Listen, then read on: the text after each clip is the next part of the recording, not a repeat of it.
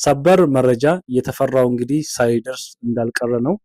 ጦርነቱ ዛሬ ተጀምሯል። እስራኤልና አሜሪካ ኢራንን እየጠቁ ነው።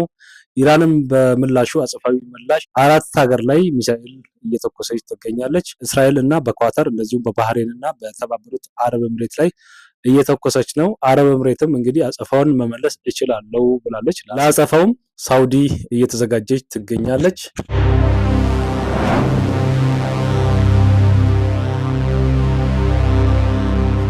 እንግዲህ ይሄ ምንን ያመለክታል? የተፈራው ደርሷል ወይ? የመጨረሻው ዘመንስ ደርሷል ወይ?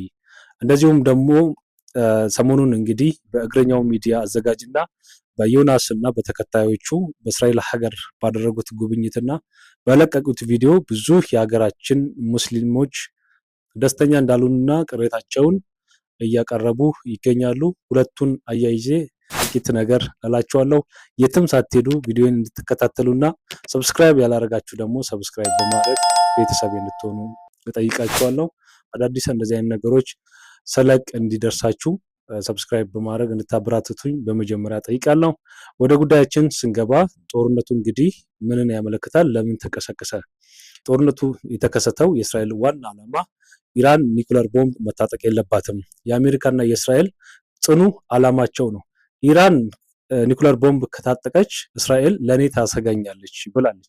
እስራኤል ኢራንን ቋሚ ጠላቴ ነው ስላለች በዚህም የተነሳ ነገ ልታጠፋኝ ትችላለች፣ ነገ ልትወጋኝ ትችላለች በሚል ፈጽሞ ኢራን የኒውክሌር ቦምብ መታጠቅ የለባትም ስትል ጽኑ አቋሟ ነው። በዚህም ወደ ጦርነት ባለፈው ገብታለች።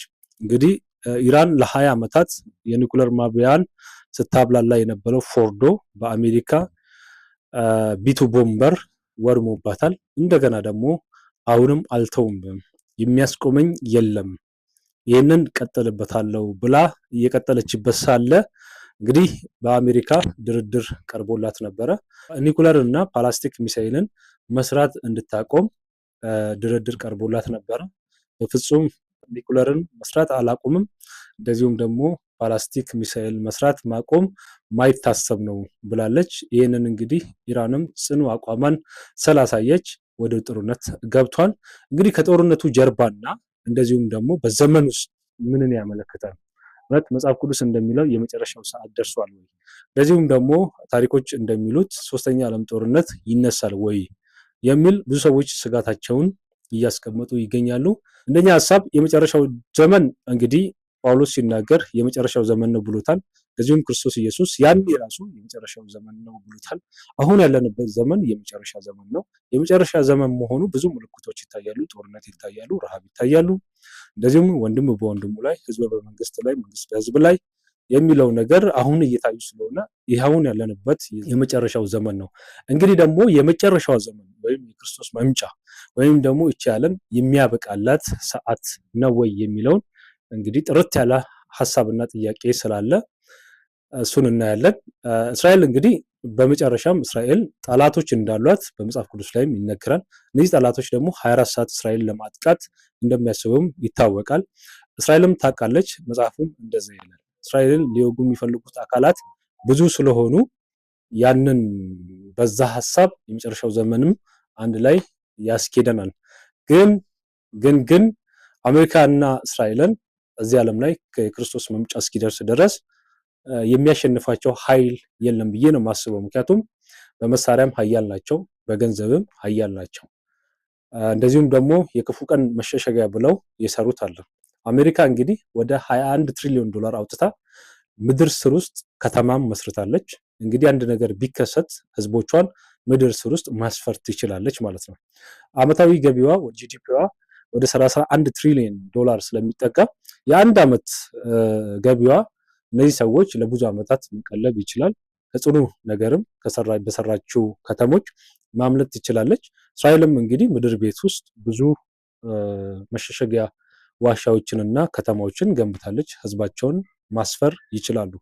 ነገር ግን መሳሪያ እና ገንዘብ ኃያልነታቸውን ስለሚያረጋግጡ ኃያሉና ሆነው ይቀጥላሉ ማለት ነው። ስለዚህ ከመጨረሻው ዘመን ክርስቶስ እስኪገለጥበትና አውሬው ሲገለጥበት ድረስ እስራኤልና አሜሪካን የሚችል ኃይል የለም። ነገር ግን አሜሪካ እስራኤልን መደገፍ የምታቆምበት ሰዓት ይመጣል። ያ ሰዓት ደግሞ የመጨረሻዋ የፍጻሜ ሰዓት እንደሆነች እናውቃለን። በዚህም በሌላ ቪዲዮ ላይ እንግዲህ እቺን ነገር ሰፋ አድርጌ የማቀርብላችሁ ይሆናል። አሁን ግን ወደ ጦርነቱ ስንሄድ ኢራን ተጎጂ ነች ብዬ አስባለሁ። ምክንያቱም ከብዙ ሀገራት ጋር ተነካክታለች። ዩናይትድ አረብ ኤምሬት እንግዲህ ዝታለች ኢራን ላይ እንደምትተኩስ አጸፋዊ እርምጃ እንደምትወስድ ዝታለች። እንደዚሁም ደግሞ ባህሬንም ትነሳለች፣ እንደዚሁም ደግሞ ኳታርም ትነሳለች። ምክንያቱም ኢራን ባለፈውም ኳታር ላይ ተክሳ ይቅርታ ጠይቃ ነው በዛ የተስማሙት። ስለዚህ እነዚህ ሀገራት ወደ ጦርነት በገቡበት ሰዓት ኢራን ላይ ይዘምታሉ ማለት ነው። የኢራን እንግዲህ ከዚህ በፊት በኢኮኖሚም ደቃለች። $1 እስከ 42,000 የኢራን ብር ድረስ ይመነዘራል። ነዳጅ አላት። ነዳጇን አውጥታ እንኳን እንዳትጠቀም ተደርጋለች። የተለያዩ መጓጓዣዎች ነው እየደበቀች የምትሸጠው። ይሄ ደግሞ ለኢኮኖሚያ በጣም አስጊ ነው። ሁለተኛ ደግሞ ህዝባዊ ተቃዋሚ ገጥሞባታል። ፖለቲካቸው አልተረጋጋም። መንግስታቸው ክፉኛ አስጊ ደረጃ ውስጥ ነው ያለው፣ በኢኮኖሚም በሰውኛ ማለት ነው። አሁን ደግሞ ከነዚህ ሀገራት ጋር ጦርነት ገጠሙ ማለት ደግሞ የበለጠ እየደቀቁ ነው የሚሄዱት። ስለዚህ በኢራን በኩል በጣም ተሸናፊነቱ በጣም ያመዘነ ነው ማለት ነው። እንደዚሁም ደግሞ የአሜሪካ ድህነት እና የእስራኤል ድህነት እንዳወጣው የኢራኑ ሁለንተናዊ መንፈሳዊ መሪ አያቶላ አሊ ካሜኒ የተደበቀበት ቦታ እናያውቀዋለን፣ መምታትም እንችላለን ብለዋል። እንደዚሁም ደግሞ መንበረ ስልጣኑ ለልጁ ስለሚያቀብል ልጁም ያለበትን ቦታ እናውቃለን፣ ይመታል ኢላማችን ውስጥ ነው ብለዋል። ይህ መረጃ ግን ምን አይነት እውነት ነው? 100% እውነት ነው ብዬ ላምን እችላለሁ። ምክንያቱም የሐማስ መሪዎች አንድ በአንድ ታድነው ተገለዋል በእስራኤል ደህንነት ኃይሎች። እንደዚሁም ደግሞ የሂዝቦላ መሪዎችም በተቀመጡበት ተገለዋል።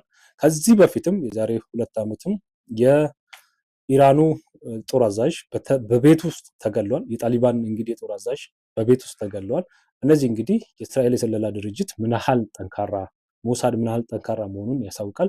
እንደዚሁም እስራኤሎች ደግሞ እነዚህ ሰዎች ለመግደል ተኝተው እንደማያድሩ ማወቅ እንችላለን።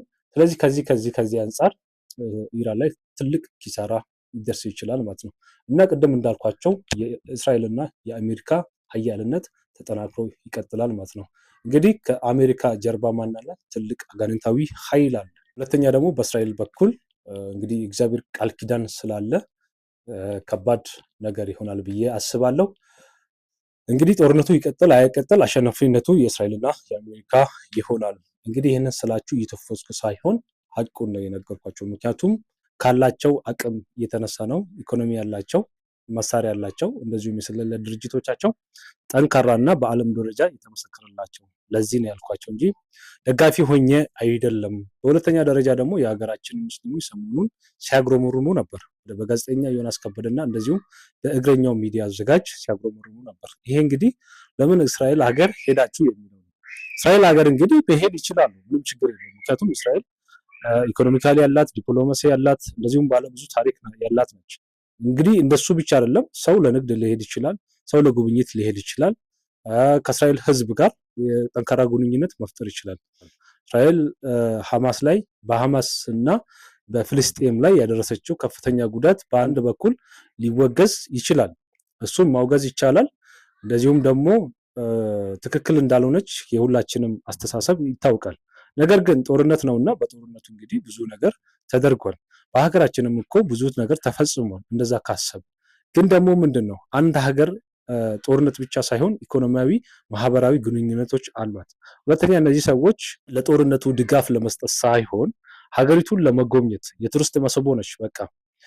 እንደዚሁም ደግሞ የክርስቲያን ደሴት የነበረች ነው። ከዚህ በፊት ብዙ ከክርስትና ሃይማኖት ጋር የሚጎበኝ ነገር አላት።